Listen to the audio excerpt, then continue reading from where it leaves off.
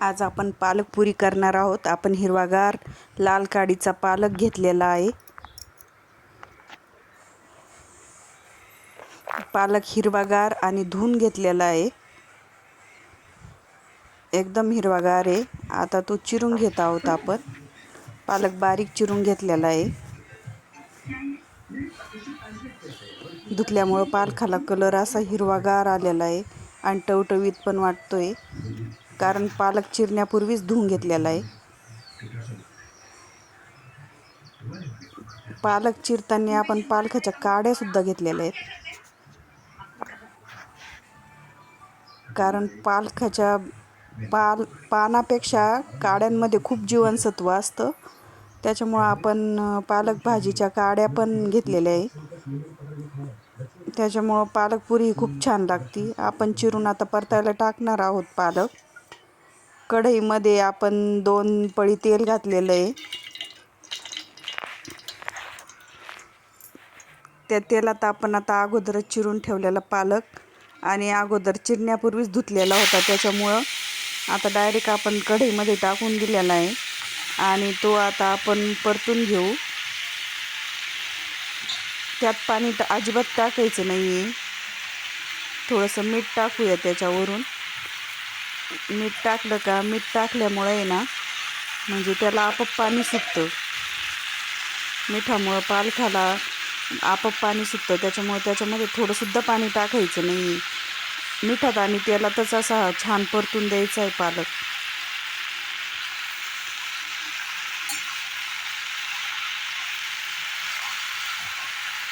पालक चांगला परतून घ्यायचा आहे. मिठात आणि तेलात असं पालक असा परतून असं छान थोडंसं नॉर्मल शिजून निघतो.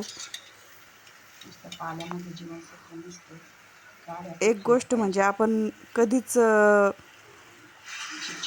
परतताना किंवा भाजी शिजताना पालक भाजी किंवा काही झाकण ठेवायचं नाही. मसाला काढलाय आपण. मिरच्या, लाल मिरच्या, हिरव्या मिरच्या, लसूण, जिरे, ओवा आणि अद्रक हे मिक्सरला लावून फिरवून घेत आहोत आपण. एकदम बारीक करून घेतलंय. हे पहा, एकदम बारीक करून घेतलंय आपण. आता त्यात आपण पीठ टाकतोय, तांदळाचं पीठ चाळून घेतलं आहे. तांदळाचं पीठ पण आपण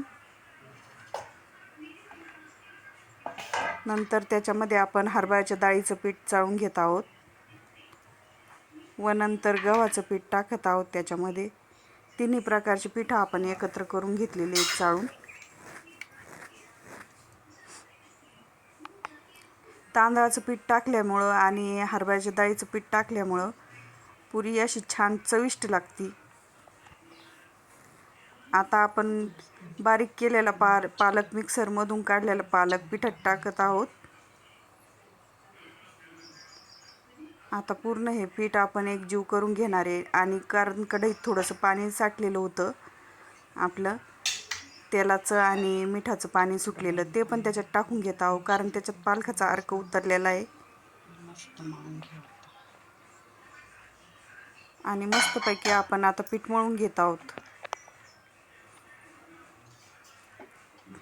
पीठ असं मस्त मळून घेतलं आहे छान. त्याच्यात तेल टाकत आहोत आपण 1 पळी आणि पीठ असं चांगलं मळून घ्यायचं, कारण पुरी पण खायला फुगते पण आणि छान पण लागते मग पीठ मळल्यामुळं.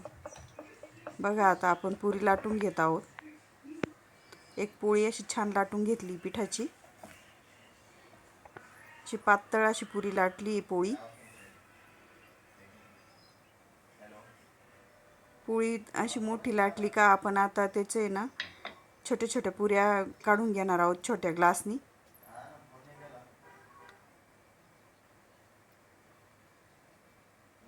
बघा आता पुऱ्या कशा छान निघतायत बघा.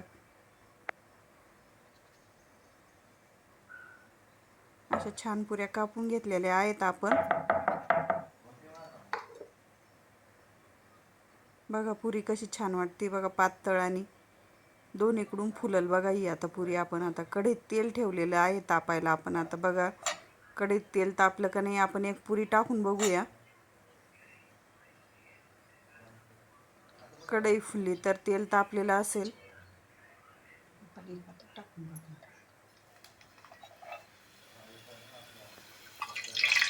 वर खाली करायची पुरी तळताना, म्हणजे पुरी फुगते बघा. बघा पुरी कशी फुगती बघा. तेल तापलं आहे आपलं आता छान. पुरी मस्त फुगली आहे. आता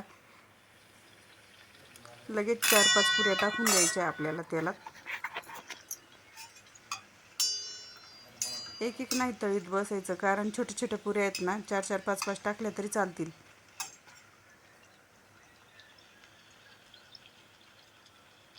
पालक पुरी किती छान तयार झालेली. कलर हिरवागार आलेला आहे आपला आणि पुऱ्या पण फुललेल्या आहेत.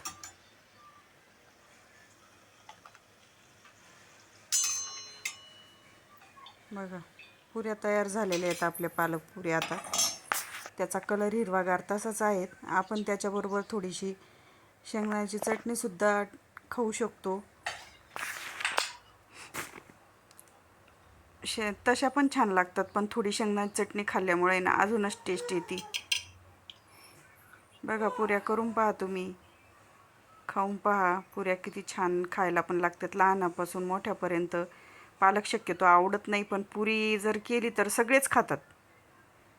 नक्की करा, खाऊन पहा. माझ्या चॅनलला लाईक करा.